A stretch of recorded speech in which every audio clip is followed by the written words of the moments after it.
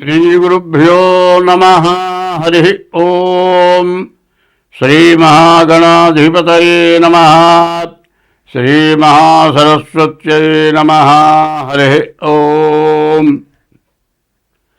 ఆదిత్యోర్కో రవిర్భానుర్భాస్కరశ్చ దివాకరః మార్తాండస్తవితా హేళిస్తీక్ష్ణాం శర్మిహిరో రవిః. యకర్తా జగతాం భర్తా సంహర్తా మహసాం నిధిః. ప్రణమామి తమాదిత్యం బహిరంతస్తమోపహం. 2026వ సంవత్సరం. ఇప్పుడు ఈ సంవత్సరంలో ముందుగా శని ఎట్లా ఉన్నాడో చెప్పుకుందాం.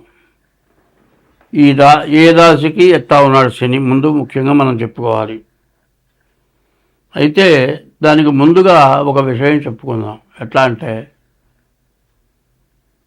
అసలు 2025 నుంచి 2028 వరకు 2025 టు 2028 వరకు కూడా గ్రహస్థితులు పూర్తిగా బాగాలేవు. ఈ గ్రహస్థితులు బాగా లేకపోవటం కారణం ఏంటంటే ముందు స్వార్థం అనేది బాగా ఎక్కువగా పెరిగిపోయింది. ప్రతివాడు ఎట్లా ఉన్నాడంటే తనకంటే ఎక్కువ వాడిని చూసి వాడిలాగా నేను ఎట్లా అవుతాను. ప్రతివాడు కూడా ఆలోచన ఎట్లా ఉంది. కొన్ని కోట్లు టాటా బిర్లా ఇట్లాంటి వాళ్ళు ఉన్నారు, మరి లేకపోతే సినిమా యాక్టర్లో ఉన్నారు, లేకపోతే రాజకీయ నాయకులు ఉన్నారు. వాళ్ళు 100 కోట్లలో ఉంటున్నారు. మనం కూడా ఎట్లా పెరగాలి అనేటువంటి ఆలోచన ప్రతివాడికి వస్తుంది. కొంతమందికేమో ధర్మమైన మార్గంలో వస్తుంది కోట్లు. బిజినెస్ ద్వారా రావచ్చు, బిజినెస్ వ్యాపారం ద్వారా కూడా కొన్ని పొరపాట్లు చేస్తే కూడా రావచ్చు. అదే యాక్టర్లు అనుకోండి, వాళ్ళ మంచి యాక్టర్ అయితే వాడికి ఒక వేషానికి ఎంత తీసుకుంటారు, అట్లా కూడా వాళ్ళు సంపాదించుకోవచ్చు. కానీ మనమందరం కూడా అట్లా సంపాదించుకోవాలంటే అవుతుందా కాదా అనే ఆలోచన లేదు. ఎప్పుడు కూడా ఏమవుతుందంటే వాళ్ళ పరిస్థితి ఏం చేయాలంటే ప్రతివాళ్ళు కూడా మనకంటే కింద వాడిని చూసి, మనకంటే తక్కువ వాడిని చూసి మనం బాగున్నాం, మనకంటే కష్టపడేవాడిని చూసి, ఇబ్బంది పడేవాడిని చూసి వాడికి ఏదైనా సహాయం చేద్దాం అనే మనస్తత్వం ప్రతి వ్యక్తికి ఉండాలి. మనకంటే గొప్పవాళ్ళని చూసి మనం వాళ్ళగా ఎట్లా అవుతాం అనుకోవటం మంచిది కాదు. మనకంటే తక్కువ వాడిని చూసి మనం బాగున్నాం, మన చేతనే సహాయం మనం చేద్దాం అనుకుంటే దీన్ని చూస్తే కోటీశ్వరుడు కూడా మిగతా వాళ్ళకి సహాయం చేస్తాడు. ఇప్పుడు ఎట్లా ఉందంటే ఒక పెద్ద వ్యాపారస్తుడు ఉన్నాడు అనుకోండి, అతని దగ్గర ఒక వర్కర్ ఉంటాడు, పనిచేసేవాడు. వాడికి నెలకి 25,000 30,000 జీతం ఇస్తారు. ఈ 25,000 30,000 జీతం కరెక్ట్గా నెలకి ఫస్ట్ తారీఖు ఇవ్వడు, మొత్తం ఇవ్వడు. ఎందుకు ఇవ్వడు అంటే మొత్తం ఇచ్చేస్తే మళ్ళీ బయటికి వెళ్ళిపోతాడేమో, సగమే ఇస్తాడు. మళ్ళీ ఫస్ట్ తారీఖు వచ్చే లోపల కానీ మిగతా సగం ఇవ్వడు. సరే ఫస్ట్ తారీఖు లోపల మిగతా పోయిన నెలవి ఈ 2 నెలల చివరి దాకా ఇస్తే ఈ నెల బిలాకపోతాయి. అట్లా చేసి పనిచేసేవాడికి 2 నెలలు 3 నెలలు సరిగ్గా జీతం ఇవ్వక వీడు బయటికి పోతే బతకలేని బాధ. ఇది మానుకొని వెళ్ళాను అనుకోండి, మరి ఎట్లా జరుగుతుంది? పిల్లలు ఉన్నారు, బతకాలి. ఎట్లా బతకాలి? ఇస్తాడులే, ఉన్నవాడే కదా, ఏదో రకంగా ఇస్తాడు. వాళ్ళ దగ్గర ఇప్పుడు లేదేమో, తర్వాత ఇస్తాడు వీడు ఆశపడి తినకో పని చేస్తాడు. వీడి బాధ ఇది. కష్టపడి పని చేసుకునేవాడి పరిస్థితి ఏమిటాయంటే తను ఎక్కడైతే పని చేస్తున్నాడో అతను ఇస్తేనే ఇతను బతకగలుగుతాడు, లేకపోతే బతకలేడు. కాదని ఇంకో చోటు పోదామంటే సగం జీతం ఇవ్వలేదే, వెళ్ళిపోతే అది కూడా ఇవ్వడేమో, ఎట్టవటో తీసుకుందాం. ఇట్లా జరిగి చివరికి అవుతుంది 2 నెలలు 3 నెలలు 4 నెలలు ఆపుకుంటాడు. అదే తన దగ్గర వర్కర్ ఉంటాడు కదా, ఆ వర్కర్ దగ్గర నీ వస్తువులు ఏమన్నా ఉన్నాయనుకోండి, ఏదైనా చెడిపోతే ఆ డబ్బులు ఇవ్వు. ఇది పలానా చెడగొట్టావు, ఇది చెడిపోయింది, ఇది ₹1,00,000 వస్తువా, నీకు 3 నెలల జీతం ఎక్కడ ఇవ్వమంటావా అంటాడు. వీడిని ఈ విధమైన ఇబ్బందులు పెట్టడం ఎక్కువైపోయింది. కొన్ని వస్తువులు ఎట్లా ఉంటాయంటే, సెల్లు ఫోన్ అనుకుందాం కొంతసేపు, ఎంత కొత్త ఫోన్ అయినా ఎలక్ట్రానిక్ వస్తువు ఎక్కడి చెడిపోతుంది. మంచోటి కూడా ఇంతలో కూడా చెడిపోతుందేమో అని ఆలోచించట్లే. వాడి చేతిలో చెడిపోయింది కాబట్టి వాడితే బాధ్యత. ఈ రకంగా ఆలోచించి నే లేకపోతే వాడు బతకలేడు అనుకుంటున్నాడు. నా దగ్గర పనిచేసేవాడు నన్ను వదిలిపెట్టే వాడు బతకలేడని అతను అనుకుంటాడు. వీడేం చేస్తాడు, చూస్తాడు 2 నెలలో 3 నెలలో 4 నెలలో 5 నెలలో చూస్తాడు. జీతం ఇవ్వకపోతే ఏం చేస్తాడు, వాడు మానుకొని బయటికి వెళ్ళిపోతాడు. బయటికి వెళ్ళిపోయి అంత జీతమైనా చేస్తాడు. ఈ విధంగా ఎప్పుడు కూడా ఒకటి మనిషికి కావాల్సింది ఏమిటి అనేది ముందు ఆలోచన ఎవ్వరికి ఉండలే. ఎప్పుడు కూడా మన దగ్గర పనిచేసేవాడు ఉన్నాడంటే వాడు ఫస్ట్ పడుకోకూడదు, వాడు సుఖంగా తినాలి, బతకాలి. కాదు వాడికి ఏదైనా జీతం కాకుండా ఏదైనా కష్టం వస్తే ఇంకా కొద్ది గొప్ప మనం ఇద్దామనేటువంటి మనస్తత్వం ఉండాలి. అట్లా ఉంటే నీ దగ్గర వర్కరు మానుకొని వెళ్ళిపోడు. అదే కాదు, నీ వర్క్ ఖచ్చితంగా బాధ్యతగా చేస్తాడు. అది ఆలోచించట్లే. ఎంతసేపు జీతం సరిగా ఇవ్వకుండా వాడిని ఇబ్బంది పెట్టి వాడు వెళ్ళిపోకుండా నీ బ్లాక్ చేస్తున్నాను, వాడే పడి ఉంటాడు అనేటువంటి దురాలోచన ఎట్లా ఉంటుందో వాడిని ఇబ్బంది పెట్టడమే దురాలోచన. దూరంగా ఆలోచించే ఆలోచన ఏంటంటే, నువ్వు వాడికి ఇచ్చే జీతం కాక అదే నీ వర్క్ ఇంత చేస్తే నీకు అంత ఎక్స్ట్రా ఇస్తాను ఇట్లా సహకారం చేస్తూ ఉండటం పోయి ప్రతి వాళ్ళకి ఏమొస్తుంది అంటే, తన దగ్గర పనిచేసేవాడు తను దొక్కేయాలి.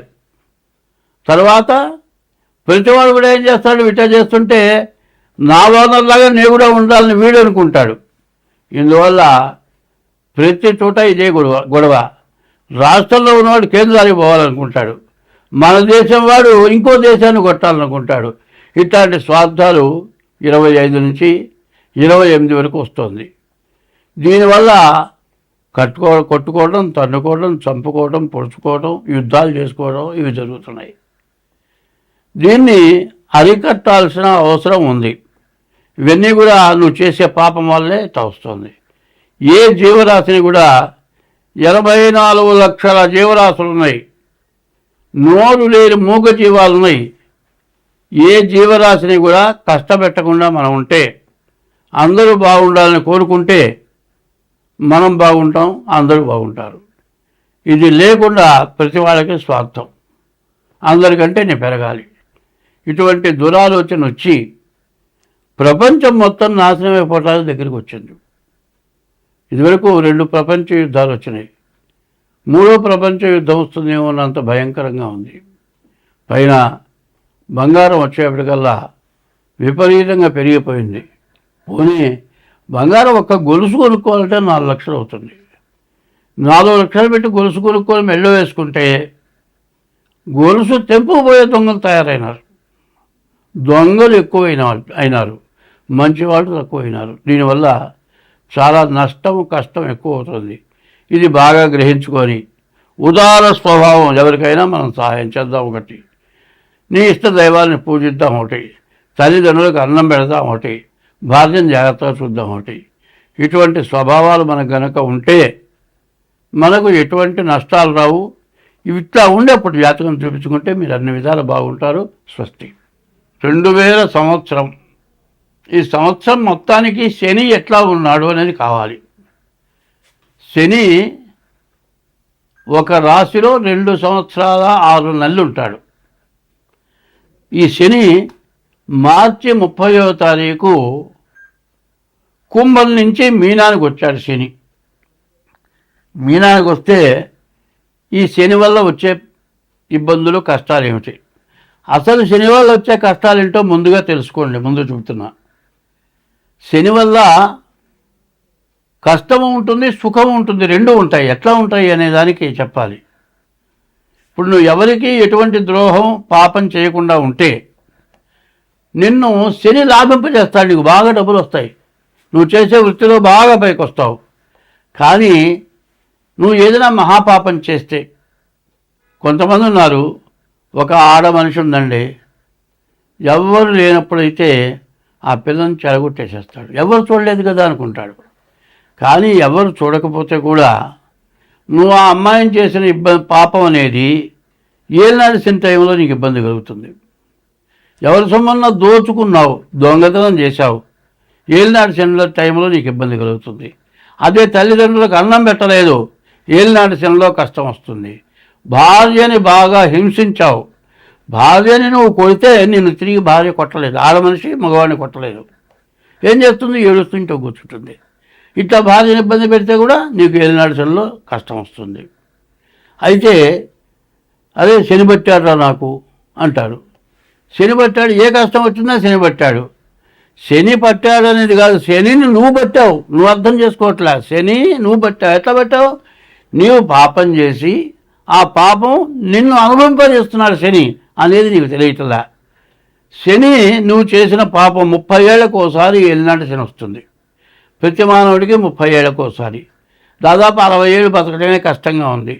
అదే 100 సంవత్సరాలు బతికేవాడికైతే 3 సార్లు వస్తుంది ఏలినాడు శని. ఈ ఏలినాడు శనిలో ఇప్పుడు చాలా కష్టం, చాలా బాధలు పడుతున్నారు జనం. ఇప్పుడు ఏ రాశి వాళ్ళకి శని బాగాలేడు, ఏ రాశి వాళ్ళకి ఇబ్బంది ఉంటుంది, దాని గురించి ముఖ్యంగా చెబుతాం. మకర రాశి, ఈ మకర రాశికి శని బాగానే ఉన్నాడు, కుజుడు మాత్రం బాగాలేడు. కుజుడు ద్వితీయంలో పడ్డాడు. ఈ ద్వితీయంలో పడ్డ కుజుడు వల్ల వ్యాధులు, ఇంట్లో సమస్యలు, అనారోగ్యాలు ఏమీ లేదండి. జలుబు చేసిందండి, జలుబు సహజంగా చేస్తుంది. కాస్త వానలో తడిసో, లేకపోతే వాన కాకపోతే కనీసం ఏ నీళ్లు పడే పనులు చేసావనుకో, ఇంట్లో పై నుంచి నీళ్లు పడుతున్నాయి, బాగు చేస్తున్నావు, లేకపోతే మోటార్ ఆపేసే లోపల నీళ్లు నెత్తిన పడతాయి, తలకాయ తడుస్తుంది, జలుబు చేస్తుంది. ఈ జలుబు ఎన్ని మందులు వాడినా తగ్గదు. ఎన్ని మందులు వాడినా తగ్గక దాదాపు ₹1,00,000 ఖర్చు పెడుతుంది. డాక్టర్కి ఏది అర్థం కాదు. ఆ పరీక్ష చేయి, ఈ పరీక్ష, ఇన్ని పరీక్షలు చేసిన తర్వాత చివరికి ఏమవుతుంది, దాని అంతటా తగ్గిపోతుంది. మనం అనుకుంటాం డాక్టర్ వ్యాధి ఏదో కనుక్కోలేదు అనుకుంటాం. జలుబుకి మందు వాడినా కూడా తగ్గదు. జలుబుకి మందు వాడినా తగ్గకపోవడానికి కారణం ఏంటంటే నీకు తినే ఆహారం అరక్కపోవటమో, పైత్యమో ఇట్లాంటివి ఉంటే జలుబు మాత్రం తగ్గదు. ఒక్క జలుబుతో ₹1,00,000 ఖర్చు పెట్టేస్తుంది. చివరికి వచ్చేప్పటికి దానంతటా అదే తగ్గిపోతుంది. ఈ మకర రాశి పరిస్థితి కూడా మరి కుజుడు బాగుండకపోవటాన చాలా ఇబ్బందులు, చాలా కష్టాలు రావడానికి అవకాశం ఎక్కువగా కనపడుతుంది.